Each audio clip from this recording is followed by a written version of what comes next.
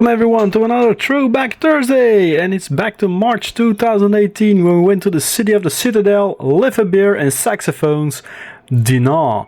And that's when Nashi and me went to the Walloon city for a bit of culture sniffling and a night away from home.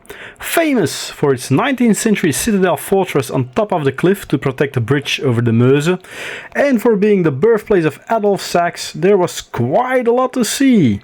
Our hotel itself was at the Ibis Dinant, a cozy little hotel with a room with a view on the Meuse. It's cheap and clean, and while the room wasn't immense, it was more than comfortable enough for the night we spent in the city. And as it happens, and unbeknownst to us, this Saturday also had a light festival started around the central bridge, displaying various Chinese works that lighted up spectacularly, so it was a mini China light festival. While most were located on the riverbank, more of them were scattered around town as well. So let's have a little look around, and here you can see as the evening started to fall, the nice light effects on all these statues. In the town hall, alongside the artwork, a picture exposition took place with all kinds of local people, from the major to the police officer, wearing Chinese paper helmets. Now, of course, I do not know those people, so there are a few pictures here of all the artwork and everything. At the base of the citadel, the impressive church, the Notre Dame de Dinant, not to be mistaken for the Notre Dame de Paris, of course, is located. Originally built in the 13th century, its a pear-shaped tower was later on added in the 16th century. So originally it didn't have the little tower that you can see on the pictures. Inside, of course, like in every church, there were a lot of very impressive built statues. The central hall with its massive pillars and everything, the large lit glass. It's really a very beautiful church. And then there is, of course, the Alphonse Sax house, with who was born in Dinant 200 years ago, and the creator of the saxophone is one of the things the city is very proud of. This shows that saxophones are spread all along town, and the birthhouse is repurposed as a free small museum telling the tale of how this saxophone came around. Now, it's not a very big museum, it's like a normal row house, and the ground floor is all about the saxophones. So yeah, that was nice to look around, and then it was time for a coffee and some sweets because we went to the Maison Lef. The famous brewery of the Blonde Lef features a virtual tour where you use a card with a QR code that activates all kinds of panels with movie clips, pictures and small devices about the founding and history of the Abbey of Leffe and how the beer became known to the populace worldwide these days. It's one of the original official Trappists, and well, yeah, it's a very popular one, though while I like a Lef, it's really not the best ones we have. You should try a Chimay, a Roquefort, or an Orval. Those are really more better. I personally like the Rochefort the most.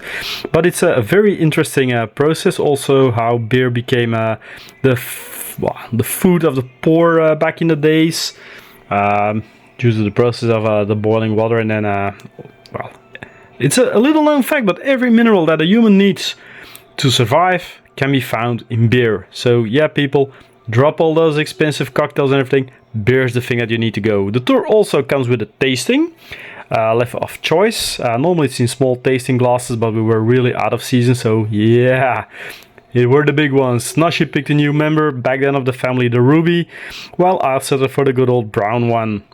And that concluded the visit for the first day. So we went to a local Hong Kong and Thai restaurant for a lovely meal, because it was quite late when we came back from the Maison Lef. And well, as I said, we were off season, so a lot of restaurants had already closed.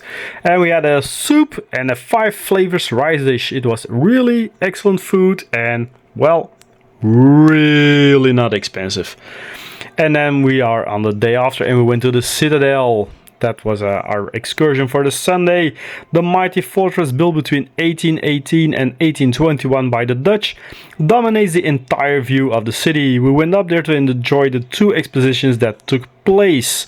We took the téléphérique, which is a small cable cart that pulls you up. Well, I thought it pretty ramshackle. Let's say with my inert fear of heights, yeah, that wasn't my finest moment of the weekend. But yeah, there was a 1914 exposition detailing the history of the First World War at Dinant, with the slaughter on the morning of the 23rd of August 1914, where a young lieutenant, Charles de Gaulle, was amongst the defending garrison. Well, we all know he survived. And the Germans captured the city for the tactical objective of the bridge. The exposition makes use of visual and audio items to immerse the visitor in the chaos and panic of that fateful day and the nights leading up to it. So we have a lot of artwork as well to be seen. Also, a war exposition in the middle of such a fortress, it always adds some extra layer, of course. There's also a list of people who died that night and everything, but yeah. The history of the Citadel is also a free guided tour that you can follow, and you learn more about its history, how it was built. It takes you along rooms normally close to the general public, so that's also handy. And as I say, a free tour, a guide appears at certain hours, and you can just join the group there and follow them around. Well, tip them at the end. They're all volunteers after all, but it doesn't have any pre-booking or booking fees, so it's also always great. It has some stunning views and recreations of the places, like the kitchen, the armory, that kind of things. You have the cannons, of course, littering the courtyard, the bombards.